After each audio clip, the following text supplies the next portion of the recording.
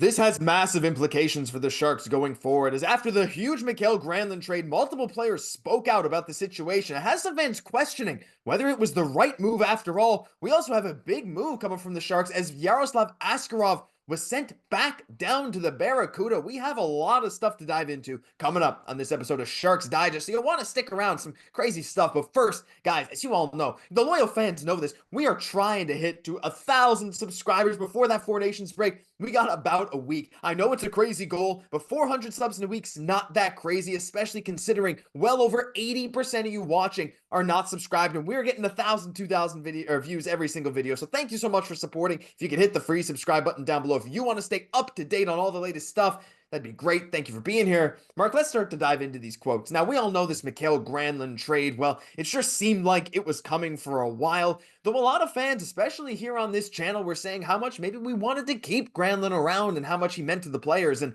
there were a few quotes that came out just today that shows just that. Like Luke Cunnin, for example, he was each part of our team on and off the ice. I played with them everywhere I've been. Great teammate, great person. It's just the unfortunate part of the business, right? That's very, very true. Like, that's the thing, Mark. Mikael Granlund and even Cece, to some extent, that we'll get into in a bit, both left a big mark on this team. And, you know, a lot of fans have been saying, like, man, Granlund mentoring these guys, playing alongside of these amazing young players, like we saw in that intro clip, Will Smith.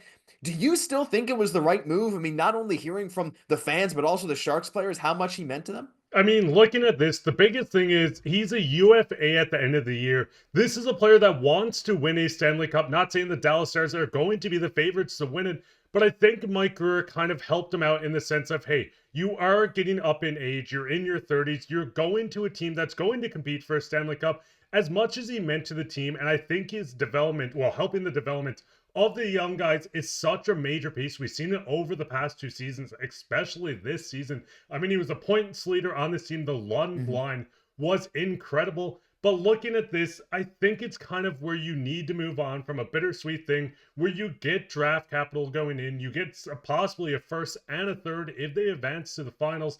But part of me did wish they kind of kept Granlund. I don't know if you feel the exact same way on this.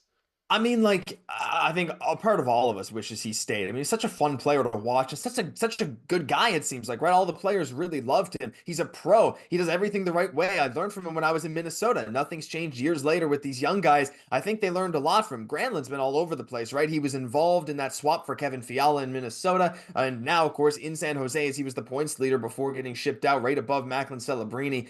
Yeah, I mean, look, I think a lot of us would have liked to have him. But I think in a couple of years down the road, as we see guys like Will Smith develop, right, we're not going to look back and say, you know, I think it was a mistake trading away Mikael Granlund. I think we're going to look back and say he was an awesome part at the beginning of this big rebuild. He played a role in that rookie year for Celebrini, but we got a draft pick and we're moving on. And I think we're happy with it. Like, I think I want to hear the comments down below as well speak about it, Mark, because I think that's how I feel. But it's also not just Granlund.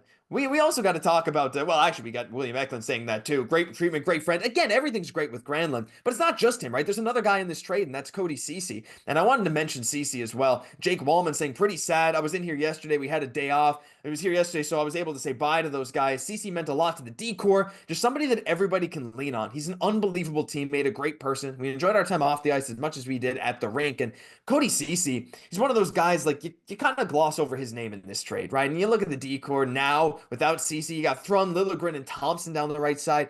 He's one of those names that we weren't necessarily expecting to move, but you know, now that he's gone, it does hurt to see, again, players just saying, it always hurts to see players say, you know, they miss a teammate, but I think Cece going too just helped increase the value back. I think that's another worthwhile trade, but again, like, these guys have a bigger impact to the team than we see on the surface. Yeah, and I mean, looking at this, the biggest thing is looking at the forwards as well. The one line seems like it's going to be broke up. Zetterlund was out. He was sick, so he wasn't at the skate. So he didn't speak out on the trade. But just looking at how things are shaping up, there's such a young core. I mean, looking at the top six, it's a bunch of mid to early 20-year-olds that look like future stars in this league. Moving on from a veteran is hard. Like we said, he's a fan favorite. He's a guy that grew the rookies on this team. He helped out putting up 100 points over the last 2 seasons. I mean, having a dominant year this year. But I think the biggest thing with the Sharks team is just the defense is not the greatest. Sharks fans know we need more defensemen. We need left-handed defensemen. We need right-handed defensemen.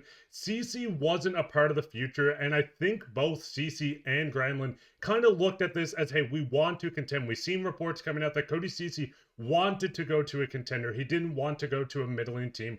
The Dallas Stars seemed like the perfect fit, which led to the trade that we've seen yesterday. Some people say it's not enough, and listen, the biggest thing is I think Mike Grier is very happy on just making the players happy. Players that are leaving this team, players on this team, while also keeping this team to compete.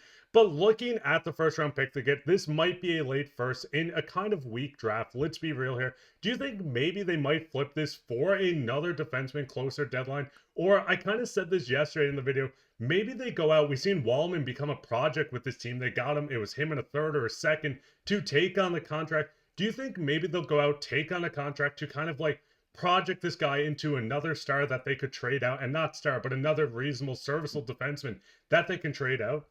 I mean, like, that's the thing with these teams that don't have great depth in certain positions. They can afford to take flyers on players that might be better in situations where they can play more. They can make these players look better. They can inflate their numbers a little bit, right? Have someone be a bit more reliable on your team. Oh, look, he can play the penalty kill, things like that.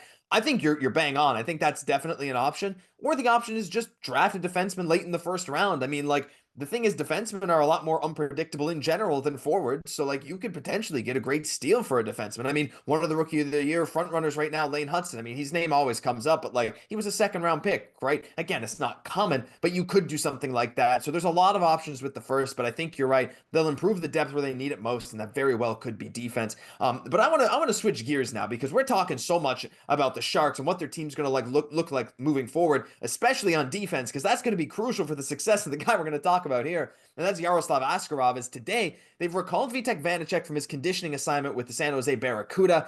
Askarov has been assigned to the Barracuda. Now, Askarov's numbers haven't been like super thrilling this year. The 3.1 GAA, 96 save percentage. It's definitely not bad. They're actually the best on the team. And again, Mark, like you said, the defensive depth is just not there. Cody Ceci wasn't some elite defenseman either, but it's somehow even worse now. So these numbers are not great. He's the best goalie on the team, and I know that Vanacek had to come back eventually. Those conditioning stints are only for a certain amount of time, and they're only so you can, you don't have to pass through waivers to get there.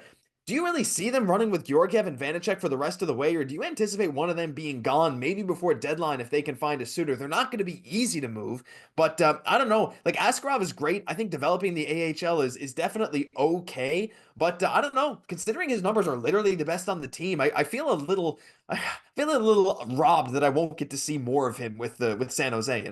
But I mean, the biggest thing, he did get sent down to the Barracuda. He was the best goalie on this team, minus Mackenzie Blackwood, who we did see Well, get yeah. moved to Colorado. But the biggest thing with Askarov joining the Barracuda, this is a San Jose team that's not going to compete this year. They've got shelled quite a few games in a row, tough games to watch, quite honestly. And Askarov was in net for some of these. But the biggest thing is he's going to develop a little better in the AHL. Yes, he would get a lot of starts in the NHL, but I think getting confidence in the AHL, getting quite a few starts, pushing to make and win the Calder Cup with the Barracuda would be a huge part. Kind of flipping to what you said about maybe moving on from Georgiev. I don't know if they'll buy out either Vanacek or Georgiev. I'm not sure their value. Maybe we see a goaltender go down in the Four Nations. Maybe we see someone like Jacob Markstrom be out longer than expected. This is where it gets interesting, where maybe a team might look at the Sharks and say, hey, we'll give you a late pick for one of these guys. We just want a veteran goaltender to put between the pipes until our players or starting goaltender returns. But I think the biggest thing, and yes, we all want Askarov on this team. Askarov has been outstanding for the Sharks team. He had a great hot start. The Sharks fizzled off a tiny bit with him in net. But I think getting him down in the A for a bit is going to be big for his development. I do think he'll get called up at some point. Maybe if they move on from a goaltender, like I said, don't expect a huge trade where it's Georgiev for first, because let's be real here, Georgiev's not getting that. Maybe fourth. But looking at this, it's going to get quite interesting. I don't know. Do you think maybe they move on from a goaltender, or do you think they kind of look at Askarov, say, hey, you are the goalie of the future. Next season, undisputably, you are our starting goaltender. We have no other goalie signed that's on the current roster at the moment. You get the shine next year. Maybe keep him in the A, or do you think he'll be called up? I mean, again, I think it really depends on whether they decide to move on from one of these guys. You could have another team maybe retain salary to make it easier as well, although that makes it a little more complicated. Again, contenders especially are not. It's not going to be super easy to fit these guys into their team. It's always a bit harder in that sense. So making one of these goalie trades is possible, and I think it could happen, right? Like you do see goalie trades sometimes when teams just want a backup down the stretch or just someone to eat up a month of the season if their goalie goes down. Goalie injuries happen, right? And you need someone to fill in that spot. But I think you're really onto something with the fact that, Askarov here, it's not like in Nashville where the future is uncertain as the starter. He is the starter of the future. He knows that. He seems confident with that. He seems happy even playing with the Barracuda. I mean, his interviews is like, yeah, no, he's cool with it. He has good AHL numbers, and goalies take a lot longer to develop than usual. He's ahead of the curve of most goalies.